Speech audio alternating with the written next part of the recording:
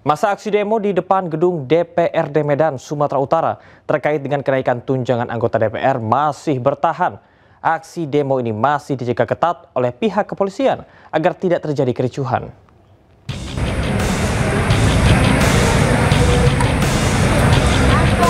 Aksi unjuk rasa yang dimotori oleh mahasiswa dan pelajar di depan gedung DPRD Medan, Sumatera Utara berjalan kondusif. Ratusan mahasiswa dan pelajar berkumpul di depan kantor DPRD Sumatera Utara.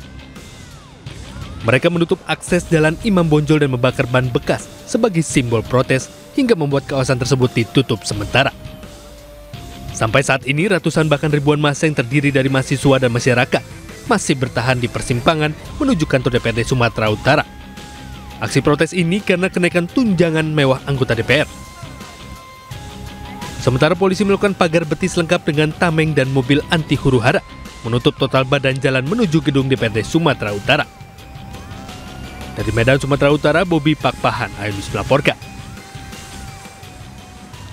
Di tengah aksi demo massa di depan gedung DPR kemarin, ada pemandangan menyejukkan. Sejumlah polisi membagi-bagikan air mineral kepada para pendemo.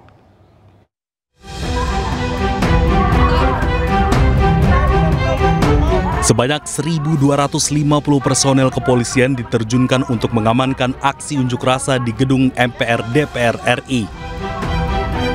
Dalam pengamanan ini, seluruh personel ditekankan untuk berlaku humanis kepada massa aksi.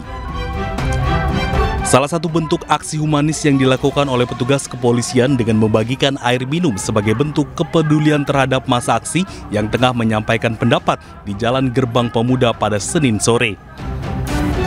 Beberapa petugas terlihat mendekati kerumunan dan membawa dus berisi air mineral kemudian membagikannya kepada massa aksi. Para pendemo pun menyambut antusias dan bahagia. Kabid Humas Polda Metro Jaya, Kombes Pol Ade Arisyam Indradi menerangkan para petugas di lapangan telah berupaya mengamankan aksi penyampaian pendapat. Sikap humanis menjadi yang utama dalam pengamanan ini. Dari Jakarta, Tim Liputan iNews melaporkan. Aksi demo ratusan pelajar salah satu sekolah menengah pertama di Kota Bekasi, Jawa Barat terkait dugaan pencabulan oleh oknum guru olahraga terhadap sejumlah siswi berakhir ricuh. Kericuhan terjadi saat para pelajar dan alumni hendak masuk ke sekolah dihadang petugas keamanan dan guru.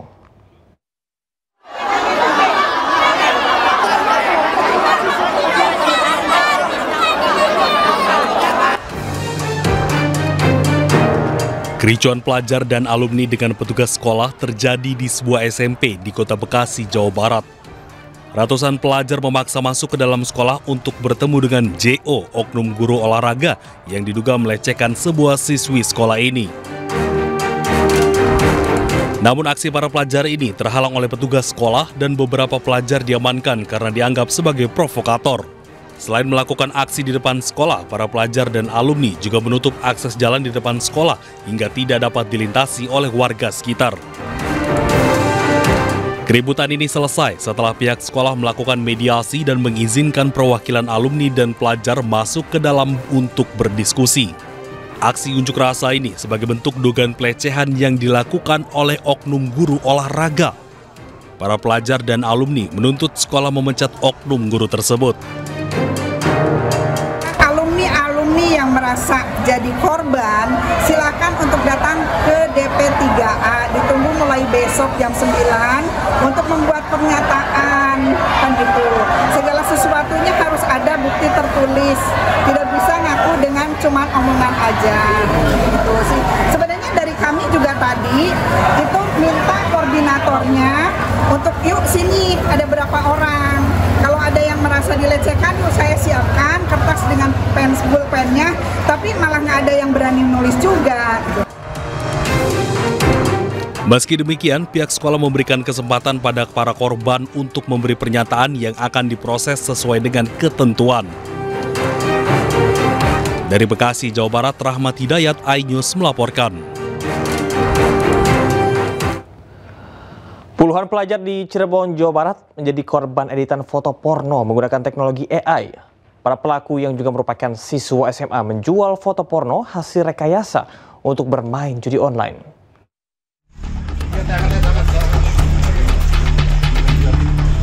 Salah satu orang tua korban editan foto asusila di Cirebon, Jawa Barat jatuh pingsan. Tidak menyangka pelaku yang selama ini sebagai teman sepermainannya di sekolah tega melakukan tindakan tidak senonoh. Sementara beberapa orang tua korban lainnya menangis di hadapan orang tua pelaku. Puluhan orang tua korban yang merupakan siswa sebuah SMA ini berkumpul dan mengajukan protes. Mereka menolak damai dan akan tetap melaporkan kasus ini ke polisi. Setelah menerima laporan masyarakat, penyidik Satreskrim Polres Cirebon Kota tengah menyelidiki kasus penyebaran foto asusila hasil rekayasa digital tersebut.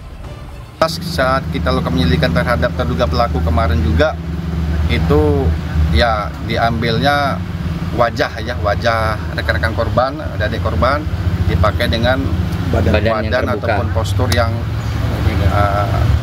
bisa mengarah ke pornografi.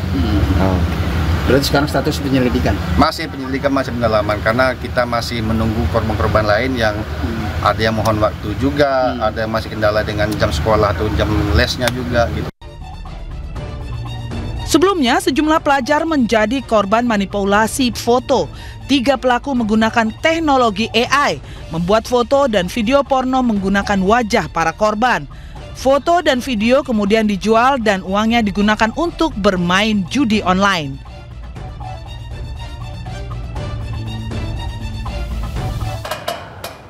Baru 1 bulan sekolah, 72 siswa SMA Negeri 5 Bengkulu tiba-tiba dikeluarkan karena tidak terdaftar dalam data pokok pendidikan. Pihak sekolah membantah melakukan praktik jual beli kursi.